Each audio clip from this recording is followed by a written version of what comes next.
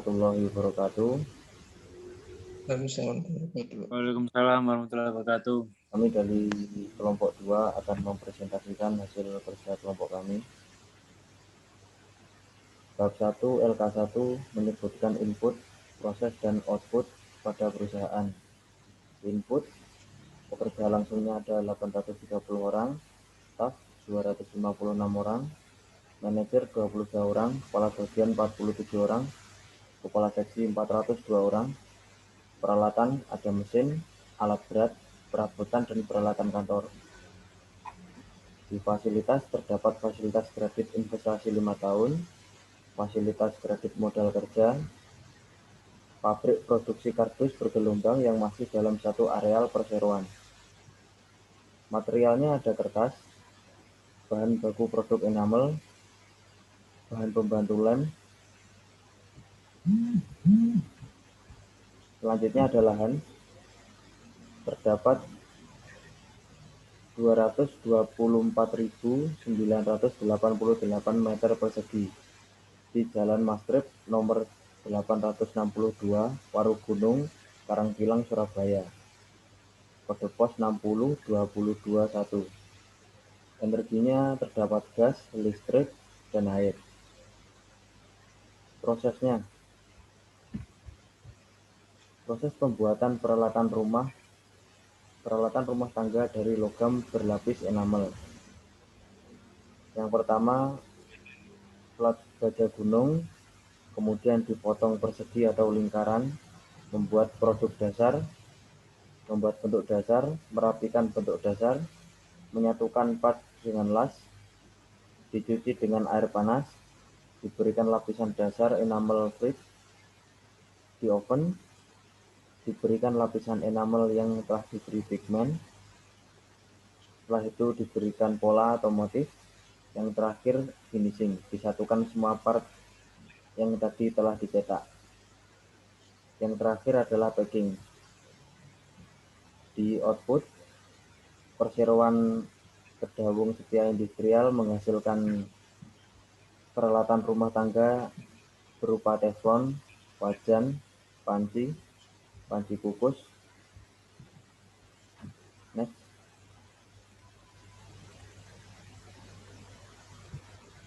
LK1. Awalnya plat dipotong sesuai kebutuhan, baik berupa lingkaran maupun persegi. Selanjutnya membuat bentuk dasar dengan menggunakan mesin press. Merapikan bibir hasil proses forming dengan memotong kelebihan plat yang tidak beraturan. Menekuk bagian bibir agar rapi sehingga akses rem dapat dipasang dengan baik dan kuat. Bilas untuk menyatukan bagian-bagian terpisah, misalnya gagang, bedingan, tutup teko, dan lain-lain. Dicuci untuk menghilangkan karat dan minyak. Diberikan lapisan dasar dengan menggunakan enamel frit berwarna abu-abu kehitaman. Setelah itu dibakar dalam oven dengan suhu panas 850 derajat hingga 860 derajat. Lapisan kedua menggunakan enamel frit yang telah diberi pigmen sesuai dengan yang diinginkan. Dibakar kembali ke dalam oven dengan suhu panas 800 derajat hingga 830 derajat Celcius. Diberikan motif hiasan pada badan maupun tutup produk untuk memperindah penampilan produk. Kemudian dibakar kembali. Proses penyatuan badan atau tutup produk dengan aksesoris yang lain diantaranya access rim, handle, knob, dan stiker. Pengemasan produk jadi ke dalam box dan produk siap dikirim ke gudang barang jadi untuk kemudian dikirim kepada distributor dan para pembeli. Departemen yang bertanggung jawab atas pengelolaan barang jadi mulai pada saat penerimaan barang jadi dari Departemen Assembling dan Packing, penyimpanan, dan pengiriman ke pelanggan. Next. Gambar kedua, supplier yang digunakan perusahaan berdasarkan input yang ada. Worker terdapat 256 staff, 4 orang S2, 180 S1, 67 orang SLTA, dan 5 orang SLTP. 830 pekerja langsung, 33 orang S1, 598 orang SLTA, 199 orang SLTP. Pada input manager, 18 manager, 1 orang S3, 6 orang S2, 9 orang S1, 2 orang SLTA. 54 kepala bagian, 1 orang S2, 50 orang S1, 10 orang SLTA. 420 kepala seksi, 54 orang S1, 259 orang SLTA, 102 SLTP. Pada input equipment, mesin produksi, alat berat diimpor dari negara Cina, sedangkan alat pengangkutan dan peralatan kantor di-supplier oleh perusahaan lokal, alat pengangkutan dari negara Jerman. Material yang digunakan bahan baku produk enamel yang disuplai dari PT Krakatau Steel, tanah, jenis input 224.988 meter persegi, energi gas dari perusahaan gas negara, listrik dari PLN, air dari PCAM. LK3, konsumen yang di perusahaan sesuai dengan output yang ada. Segmentasi konsumen terdiri dari 4, yaitu perilaku. Untuk segmentasi perilaku ini lebih berfokus pada wanita yang sudah berkeluarga dikarenakan bahan enamel ini memiliki banyak keunggulan yang menjadi prioritas ibu rumah tangga dalam menyajikan makanan. Yang kedua ada demografis. PT Kedawung Setia Industrial menyasar orang yang sudah menikah karena terdapat berbagai macam corak dan warna untuk memenuhi selera masing-masing orang. Yang ketiga ada geografis. PT Kedawung Setia Industrial memasarkan produk peralatan rumah tangganya mulai dari dalam negeri hingga luar negeri. Psikografis. Untuk masalah psikografis ini, PT Kedawung lebih memfokuskan kepada masyarakat yang tinggal di perkotaan besar maupun kecil. LK4 menyebutkan nilai tambah pada proses operasi yang terdiri dari nomor 1, cost terdiri dari low cost operation. Untuk menekan harga perseroan menggunakan mesin pembakaran yang hemat energi. Nomor 2, quality terdiri dari top quality. Menggunakan produk enamel terbaik dari perusahaan Krakatau Steel sehingga menghasilkan produk berbahan enamel yang baik serta aman digunakan oleh rumah tangga. Yang ketiga, time terdiri dari development speed. Dikarenakan minat pelanggan menggunakan alat memasak berbahan enamel yang tinggi serta melihat potensial buyer di luar negeri, perseroan berusaha memasarkan ke luar negeri dengan mengikuti berbagai macam pameran. Untuk yang di dalam negeri, perseroan fokus memasarkan di pasar modern atau mall. Yang terakhir, flexibility terdiri dari variety. Untuk menjangkau seluruh user, perseroan berusaha menghasilkan produk alat memasak yang lengkap, mulai dari varian panci, wajan, teflon, derek, dan wadah nasi. Masing-masing varian memiliki berbagai ukuran dan warna yang berbeda-beda sesuai selera. LK5 menjelaskan keunggulan bersaing yang ditetapkan di perusahaan oleh Almas Rehan. Low cost operation sangat setuju, top quality setuju, development speed setuju, variety sangat setuju. Selanjutnya akan dijelaskan oleh teman saya, Brandi Brilianova, silakan.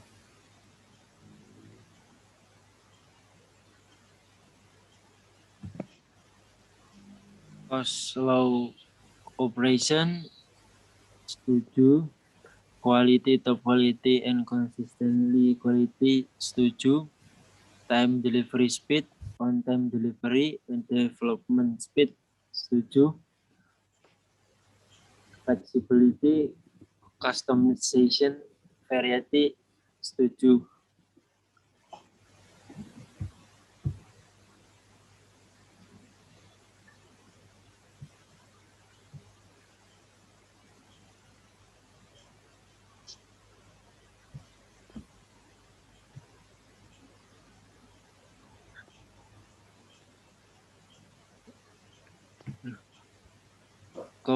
cost operation, perseroan selalu mengutamakan efisiensi biaya baik dalam delivery produk kepada konsumen, dikarenakan harga bahan baku yang tinggi dan tidak dimungkinkan untuk menurunkan kualitas bahan baku.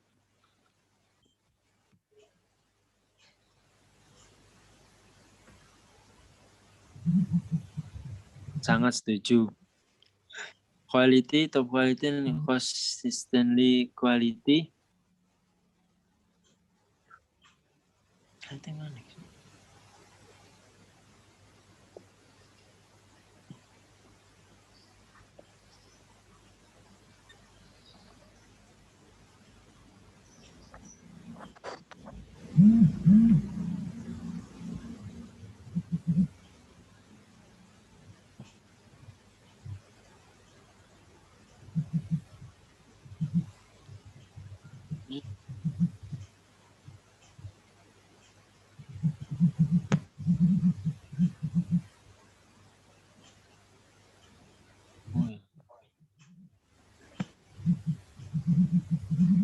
Cost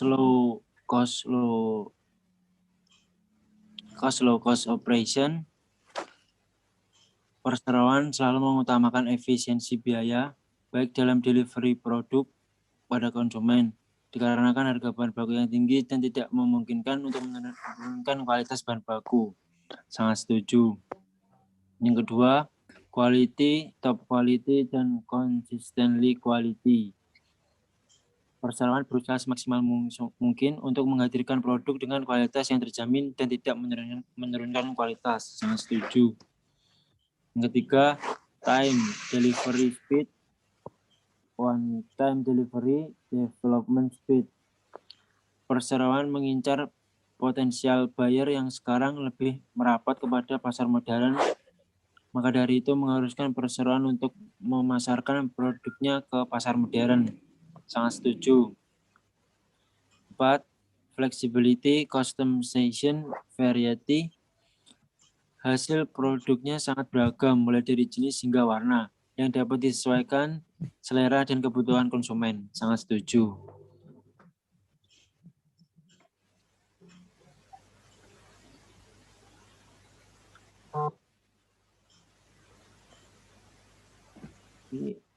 Low cost operation, setuju. Quality, top quality, constantly quality, sangat setuju. Time delivery speed, on time delivery, development speed, setuju. Flexibility, customization, and variety, sangat setuju.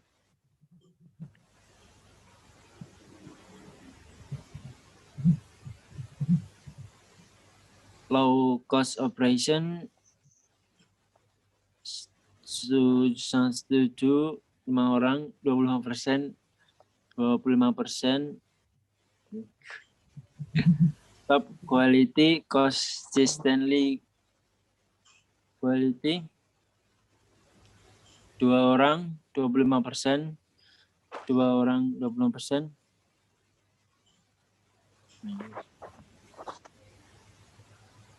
Delivery speed, one time delivery, development speed.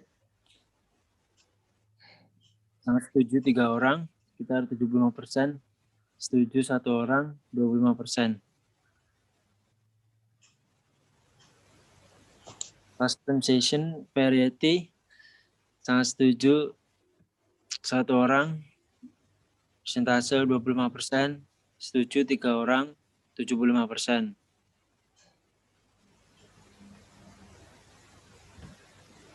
Proses pembuatan peralatan rumah tangga dari logam berlapis enamel.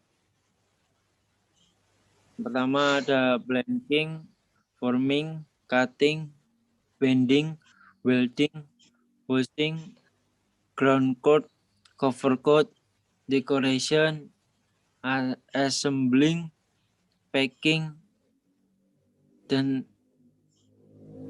FI.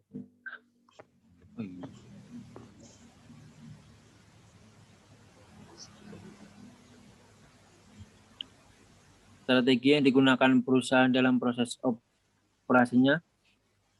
please satu-satunya jelaskan alasannya. Menurut saya PT Kedawung Setia Industri menggunakan metode make to stock strategi karena produk yang dihasilkan perseroan langsung disimpan di gudang, dan ketika outlet yang di pasar modern membutuhkan stok, maka mengambil produk yang tersedia di gudang. Peralatan makan berbahan dari PT Kedawung Setia Industri terbuat dari baja berlapis enamel.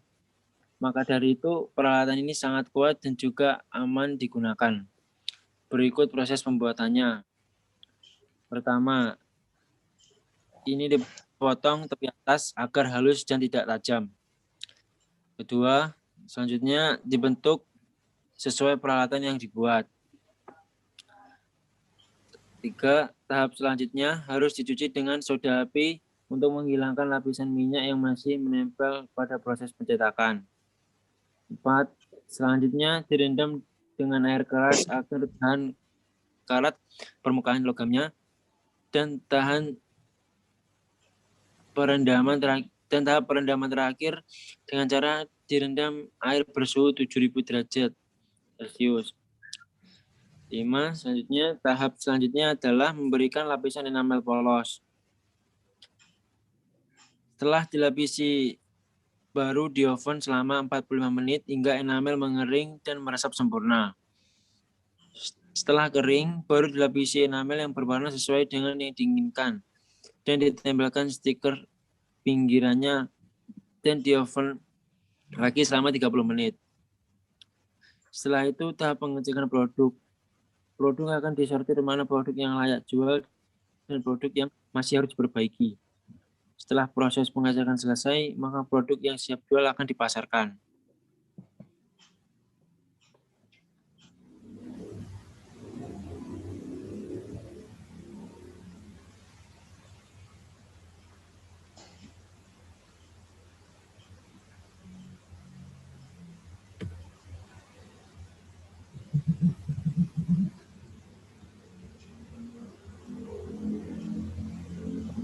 Selanjutnya akan dijelaskan teman saya, Ivi Nikmatun.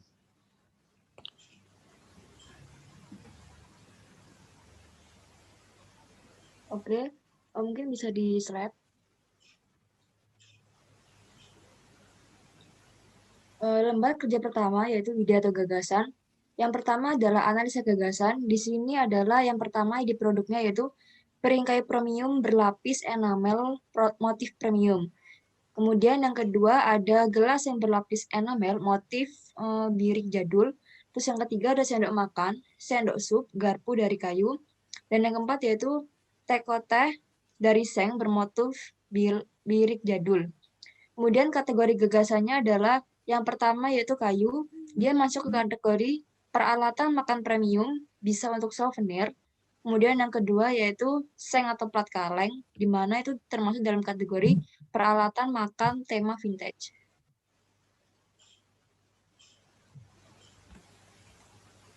Next. Seleksi gagasannya. Yang pertama adalah jumlah daya tariknya. Dari ide yang ditemukan, yang pertama yaitu piring kayu premium berlapis enamel motif premium memiliki nilai 2 jumlah daya tarik. Kemudian gelas seng berlapis enamel motif birik jadul memiliki 1 jumlah daya tarik. Kemudian sendok makan, sendok sup, dan garpu yang terbuat dari kayu memiliki 3 nilai jumlah tarik. Dan kemudian teko dari seng bermotif birik jadul memiliki 2 jumlah daya tarik. Kemudian peringkat dari daya tariknya. Untuk piring kayu premium berlapis enamel motif premium, di mana memiliki 2 jumlah daya tarik, dia memiliki ranking 2. Kemudian gelas yang berlapis enamel motif birik jadul, dia masuk di ranking pertama. Kemudian sendok makan dan sendok sup garpu yang terbuat dari kayu, dia masuk di ranking ketiga. Kemudian ada teko teh seng bermotif birik jadul, dia masuk ke ranking ke-2 juga. Jadi setara dengan yang piring kayu premium berlapis enamel motif premium. Next. Kemudian desain produknya. Yang pertama yaitu tren dari produk gelas seng motif birik. Untuk motifnya bisa dilihat di gambar. Kemudian next. Untuk pemilihan bahan bakunya terdapat 3 bahan baku. Yang pertama itu pelat kaleng atau seng. Kemudian yang kedua itu enamel dasar. Yang ketiga yaitu enamel yang sudah diberi pigmen. Dan yang keempat yaitu stiker, sesuai dengan motif apa yang nanti akan digunakan. Next. Uji coba konsep. Sampel produknya yaitu di sini terdapat 3 produk, 3 produk, di mana ada 2 mm, ada enamel dasar dan enamel berpigmen. Untuk perbandingannya terdapat 3 perbandingan, yaitu 211, 122, dan 121. Di mana keterangannya berurutan dari 2 mm yang pertama itu, kemudian enamel dasar, dan kemudian enamel berpigmen. Next. Uji coba konsepnya. Untuk uji coba produk yang pertama yaitu dalam proses pembuatan gelas seng, karyawan bekerja selama 8 jam setiap hari. Kemudian menghitung biaya tenaga kerjanya itu sebagai yang satu. Tenaga kerja itu rumusnya adalah jumlah jam kerja dalam satu periode dikalikan upah per jam kerja. Berarti kita masukkan di mana jumlah jam kerjanya 8, satu periode itu 26 hari, dan upahnya ada 3.500 per jam. Berarti 8 dikali 26 dikali 3.500 mendapatkan 728.000. Kemudian untuk uji coba kedua, dalam proses uji coba ini, kebutuhan biaya overhead seperti listrik sebesar 100.000 per bulan, sehingga biaya overhead-nya itu sebagai berikut, memiliki rumus jumlah jam kerja per periode dikali biaya per periode jumlah jam keseluruhan. Di mana di sini berarti rumusnya adalah jumlah jam kerjanya itu 208 jam dibagi 8 jam, kemudian dikalikan dengan biaya per periode jumlah jam keseluruhan, yaitu 100.000. Itu didapatkan sejumlah 2.600.000. Kemudian dalam uji coba ketiga ini adalah uji coba di mana banyaknya gelas seng yang bisa diproduksi adalah sebesar 7 buah dalam 1 jam, sehingga dalam waktu 8 jam, pekerja dapat menghasilkan 56 buah. Maka dalam menghitung nilai N, satuan produk dalam satu periode adalah sebagai berikut. Untuk keterangan, N adalah jumlah produk dalam sehari dikalikan jumlah hari dalam satu periode. Itu berarti jumlah produknya dalam sehari adalah 56 dan kemudian jumlah harinya adalah 26. Berarti bisa dihasilkan bahwa mendapatkan produk 1.456 dalam satu periode. Next. Untuk bahan bakunya itu kan karena ada 3, yaitu pelat kaleng, enamel dasar, dan enamel berpigmen. Untuk biayanya adalah untuk pelat kaleng dalam 1 meter perseginya itu biayanya adalah 45.000. Kemudian enamel dasar per liternya itu harganya 110.000 dan enamel berpigmennya per liternya itu 150.000, sehingga total biaya dengan perbandingan 1:1 itu berarti 305.000. Next.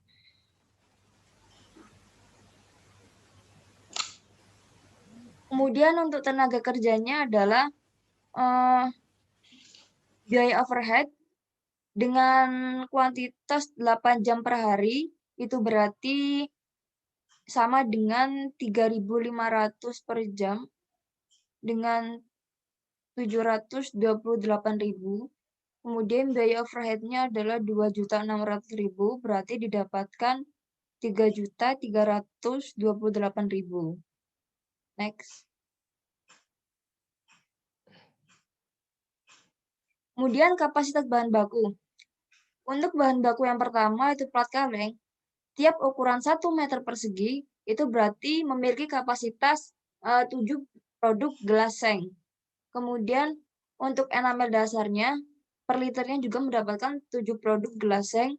Dan kemudian enamel berpigmennya per liternya mendapatkan 7 produk gelas seng. Berarti secara keseluruhan, setiap perbandingan 1:1 itu mendapatkan 7 produk gelas seng. Next. Perbandingan pertama yaitu bahan baku untuk menetapkan harga. Di sini bisa dilihat sendiri di tabelnya. mengenai berapa biaya produksi, bahan baku, harga perukuran, kemudian kebutuhan per periode dan biaya masing-masing. Kemudian sudah didapatkan TC atau TVC plus TFVC, di mana di sini perusahaan ingin mendapatkan keuntungan 20%. Maka dalam menentukan TP perlu adanya total variable cost. Karena bahan baku belum dihitung, maka TP akan dibuang saat menghitung penetapan harga produk pada masing-masing perbandingan. Berikut adalah perbandingan pada bahan baku yang akan menjelaskan penetapan harga sekaligus bahan baku dan reliabilitas produk tersebut. Sesuai dengan tabel, maka tinggal dimasukkan rumusnya, yaitu TVC plus TVS per N ditambah TP. Berarti TVC-nya di situ adalah 315.000, kemudian TVS-nya adalah 11.152.000, kemudian N-nya adalah 145.600, dan TP-nya itu didapatkan dengan rumus 20% dikali TVC plus TVS per N. Berarti TP ini adalah 20% dari hasil yang aparat tadi. Kemudian dari perhitungan tadi didapatkan sejumlah 9.450. Next. Untuk perbandingan dengan bahan baku kedua, itu mendapatkan perbandingan harga 2.257. Next. Kemudian dalam komunikasi konsep.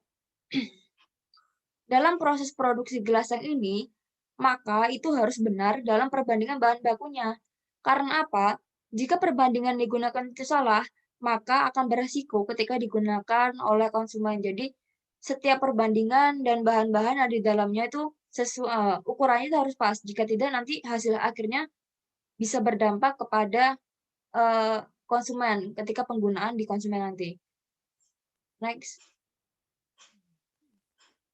Kemudian, komunikasi prototype. Untuk flowchart-nya, yang pertama yaitu dimulai dari pemotongan plat seng, kemudian lanjut ke pembuatan pola dasar dengan mesin press. Kemudian setelah itu lanjut ke merapikan tepian hasil press, karena pasti pinggir-pinggirnya itu tajam. Kemudian dibengkakkan tepian hasil press, kemudian penggabungan part dengan las agar menyatu, terus dicuci dengan air keras. Kemudian dilapiskan enamel dasarnya dan lapisan enamel pigmennya. Terus kemudian adalah pemberian motif hiasan sesuai dengan motif yang diinginkan. Kemudian adalah melakukan pengemasan, karena berarti pengemasan ini langkah terakhir. Jadi setelah diberikan motif maka udah dikemas. Next.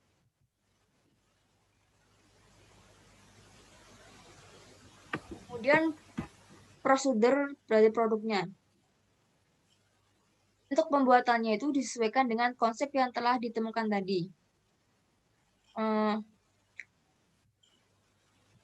Prosedurnya ini adalah penjelasan dari flowchart yang tadi, yaitu lembaran seng dipotong tepi atas agar halus dan tidak tajam, kemudian dibentuk sesuai peralatan, kemudian dicuci dengan soda api untuk menghilangkan minyak yang masih menempel dari proses pencetakan, terus kemudian direndam dengan air keras agar tahan karat, dan kemudian diberikan lapisan enamel polosnya. Kemudian di oven selama 45 menit hingga enamel itu mengering dan meresap sempurna. Setelah semuanya mengering dan meresap sempurna, maka yang telah kering tadi dilapisi dengan enamel yang berwarna sesuai dengan motif yang diinginkan. Kemudian ditempelkan dengan stiker-stiker sesuai dengan perencanaan awal tadi, dan di oven lagi selama 30 menit agar warna dan stiker tadi itu menempel ke bahan-bahannya, ke produknya. Kemudian setelah itu dilakukan quality control, yaitu pengecekan produk. Di mana di sini adalah produk itu akan disortir, mana produk yang lagi dijual dan mana produk yang harus diperbaiki. Jika terdapat kecacatan, maka diperbaiki. Kemudian setelah selesai, maka dikemas dan kemudian siap dijual sesuai dengan pasaran yang diinginkan. Lanjut. Untuk prototipenya di sini terdapat gambar dari contohnya, yaitu gelasnya tadi. Bisa diketahui di situ gelasnya memiliki diameter 12 cm dengan volumenya, kuantitas volumenya adalah 1.250 ml. Dan itu tadi di situ dengan tinggi tutup dari gelasnya adalah 3 cm, kemudian tinggi badannya adalah 12 cm, berarti total tingginya adalah 15 cm. Kemudian dapat dilihat di situ adalah lapisan luar enamelnya yang berwarna hijau dan putih tadi. Kemudian dia berbahan dasar plat seng. Jadi ini adalah contoh dari produk yang udah jadi dari proses-proses yang telah disebutkan tadi. Next. Selanjutnya akan dijelaskan oleh teman saya Almas, silakan. Ya, selanjutnya saya akan menjelaskan pada bab 3 yang dimana pada bab 3 pada LK1 yaitu mengenai faktor pemilihan lokasi. Ya, di sini mengenai faktor pemilihan lokasi ada 7 faktor yang kami sebutkan. Yang pertama adalah fasilitas transport. Yang kedua adalah dekat dengan pemasok. Yang ketiga adalah dekat dengan konsumen. Yang keempat infrastruktur. Yang kelima ketersediaan tenaga kerja dan sistem pengupahan. Yang keenam kebijakan pemerintah. Dan yang keenam geografi. Alasan kami memilih 7 faktor ini karena faktor-faktor ini memiliki peranan yang sangat krusial untuk mendirikan perusahaan. Dengan adanya 7 faktor ini dapat memberikan perbandingan dalam memilih lokasi perusahaan yang tepat untuk memastikan penilaian perbandingan tersebut. Kami membutuhkan metode agar lebih meyakinkan faktor-faktor di bawah ini tepat sebagai acuan. Next.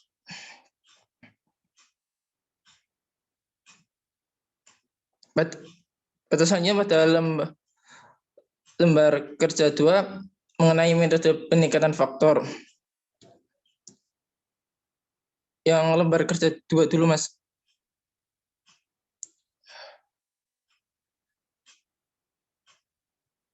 Ya, pada metode peningkatan faktor ini masih ada 7 faktor juga, yang dimana faktor pertama adalah dekat dengan pemasok. Yang kedua, ketersediaan tenaga kerja dan sistem pengupahan. Yang ketiga, geografi. Yang keempat, faktor fasilitas transport. Yang kelima, faktor dekat dengan konsumen. Yang keenam, faktor infrastruktur. Yang ketujuh, faktor kebijakan pemerintah. Dari faktor-faktor ini, berdasarkan yang tabelan kami sebutkan, dapat ditarik kesimpulan yaitu standar penilaian 50, jadi KKM 50 lebih tinggi lebih baik, lebih rendah kurang baik. Dari perhitungan faktor rating method di atas mendapatkan hasil Kota Surabaya lebih unggul karena mendapatkan nilai 63,9 daripada Kota Batang yang hanya mendapatkan nilai 46,6. Dengan demikian, Kota Surabaya terpilih menjadi sebagai lokasi terbaik untuk mendirikan perusahaan. Next. Pada lembar kerja 3 ini mengenai rekomendasi dan alasan. Di sini kami rekomendasi Kota Surabaya, yang dimana Kota Surabaya merupakan rekomendasi pendirian perusahaan yang tepat dan memenuhi beberapa faktor penting dalam pendirian perusahaan, yang dimana rekomendasi ini didukung dengan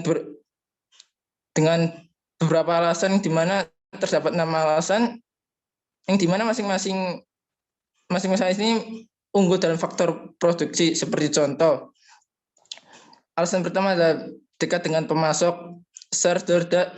Jauh dari Jakarta jauh, bahan baku dari PT Krakatau Steel namun dapat diganti dengan pengiriman via kapal laut kargo. Yang alasan kedua adalah ketersediaan tenaga kerja. Dari faktor ini kita dapat melihat Kota Surabaya lebih unggul karena menjadi ibu kota Jawa Timur yang tentu saja UMR-nya lebih tinggi daripada kota tingkat 3 seperti Batang, Jawa Tengah. Yang alasan ketiga adalah faktor geografi. Pada faktor ini kita melihat keunggulan Kota Surabaya dibandingkan dengan Kota Batang adalah pemilik sentra industrial. Yang alasan yang keempat adalah fasilitas transport. Dari faktor ini kita bisa melihat Kota Surabaya lebih unggul karena ibu kota Jawa Timur, jadi sudah tentu infrastruktur pada kota ini lebih maju dan lengkap.